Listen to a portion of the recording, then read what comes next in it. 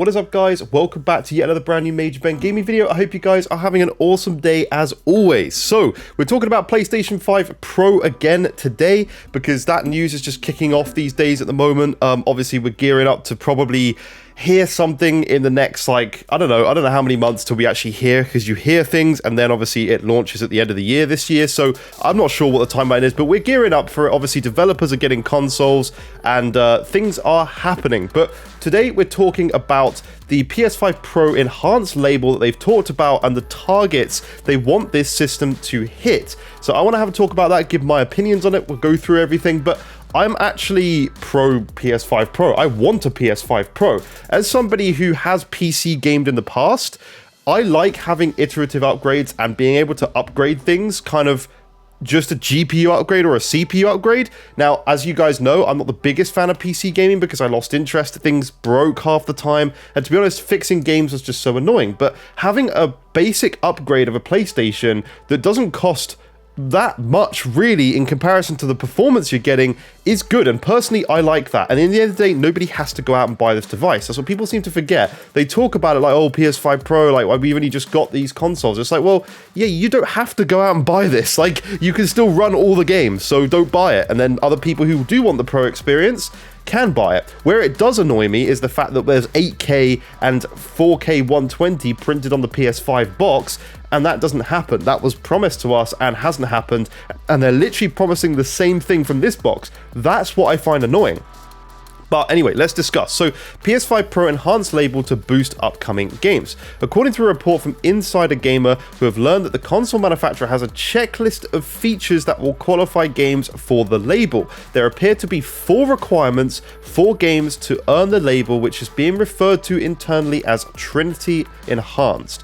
Referencing the console's codename for the PS5 Pro, Sony is looking for games that will increase target resolution for titles that run a fixed resolution on the standard consoles, increase target maximum resolution for titles that run at variable resolution on the standard consoles, and increase target frame rate for titles that target a fixed frame rate on the standard console, and then inclusion of PS5 Pro ray tracing effects. So what this means is obviously the base resolution, if a game is running at 1440p on the standard PS5 and they want to increase that for PS5 Pro, it's going to be 4K on the PS5 Pro, for example, or maybe 1800p or something. I don't know what exactly performance is going to hit. I'm just giving examples. And for this one, obviously, with the variable resolution, when you've got upscaling and stuff involved, they want to just hit a higher resolution than on the standard console, which is great news. That's what you expect from a Pro console. But my main one is the target frame rate. If they're going to be able to push this thing to get 60 FPS and a more stable 60 FPS with a higher resolution in games, that to me is a very, very big win, because that's the main issue we're all having right now, is when we do get a 60 FPS mode on console, those resolutions get hit very hard. Like, we've seen games go down to like 720p base resolution and then be upscaled from there. That's unacceptable in my opinion for the generation we're in. So seeing that we're going to get an increased resolution, even if that base resolution goes to like 1080p base, it's a huge difference from going from 720p to like 1440p. You could even have a 1200p or a 1440p image rather than this 720, because it is significantly more powerful. So with the PS5 Pro's boosted processing power, it shouldn't be too difficult for the upcoming PS5 games to meet at least one of these requirements. The PS5 Pro is said to be 45% faster than the standard console, thanks to a 67% larger GPU and faster RAM, allowing games to achieve a higher standard of visuals. Now, we all know that the CPU is the disappointment here. It's only I think we said a 10% increase. It's just the same CPU clocked higher, basically. They can't get it to run much more than that. But there is going to be an performance, but what they're not talking about, what people are forgetting, and it baffles me that people are this ignorant to believe that the PS5 Pro isn't going to be significantly performing better, is because of PSSR. Sony have invested. It's not an easy task to just go out and create an upscaler like DLSS or FSR, right? And Sony must be disappointed with what FSR's doing for them to go out and build their own entire thing. Not to mention frame generation is going to be a significant thing that it's going to help these systems boost frame rates to like 120 FPS, as we're already seeing. If you haven't watched yesterday's video, Immortals of Avium is getting frame generation with FSR3 added to the game very shortly, and that game is on PS Plus right now for you guys to try out, or the monthly games, I think it is. So it's all very interesting stuff, but I like that we're getting these labels, and I've seen people online on Twitter or X, whatever the hell you want to call it these days. I've seen online people being like, oh, well, why do we want to have this PS5 Pro enhanced label and stuff? Like, it's like, one, you don't have to go out and buy this console. Why are you moaning about a GPU and a marginally CPU upgrade when you can literally just not buy this system and carry on with the one you've got? How is having more options a problem? I don't understand that logic. Like, I'm going to buy one because I'm in a position where I can afford it, and I like the tech, and I'm going to make a video on it. I'm going to enjoy playing games in a better resolution and a better frame rate on this system with better ray tracing potentially, as they've said here. I'm going to personally enjoy having an upgrade. What's wrong with upgrades? Like, people go out and spend $1,000 on a phone every year, some people do, from Apple.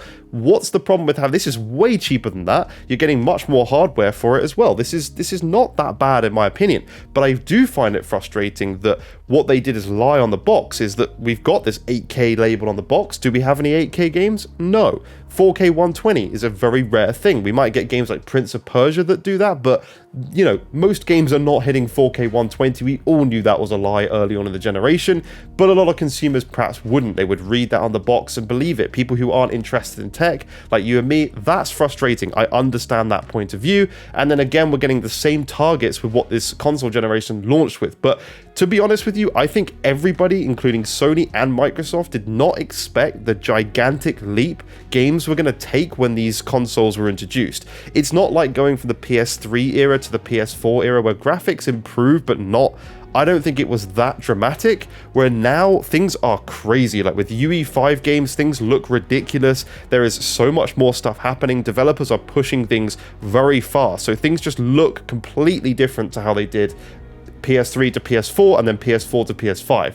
This is kind of a huge upgrade. So I just think I don't know. I think a Pro console, personally, I'm going to enjoy it. I'm going to go out and buy one because I want to play games like Final Fantasy that we're playing right now that looks very fuzzy in the 60 FPS mode. Having that boosted in resolution is great. Like, people aren't thinking straight right now about this, I don't think, because in the end of the day, like, people go, oh, well, GTA 6 isn't going to run at 60 FPS. It's like, well, okay, what about all the other games that exist other than GTA 6 that could do with enhancements? We've already seen, as we've said, Dragon's Dogma 2 is not getting good FPS, right? We can actually see that potentially get closer to 60, maybe with a slight CPU enhancement. We've got games like Final Fantasy that everyone's just been moaning at how the graphics doesn't look as good as it should. It's already hitting 60 FPS. We can now increase the resolution to maybe, I don't know, 4K, whatever, I don't know.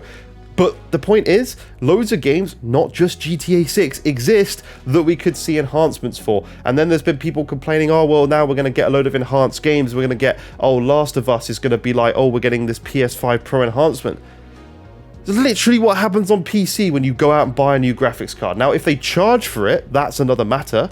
That would be wrong. But if we get PS5 Pro enhancements, which from what Sony is saying at the moment, and what's the leaks at least from Insider Gaming, is that this isn't going to be something that's difficult to implement. They're going to just be able to patch the game, and then they get basically better versions of the game. You're going to get like Spider-Man 2, rather than it running on the performance mode at like 70 FPS, if you've got a VRR TV with HDMI 2.1, you can now get it running perhaps at 120 FPS with more power and maybe frame generation as well. You can get that 120 FPS.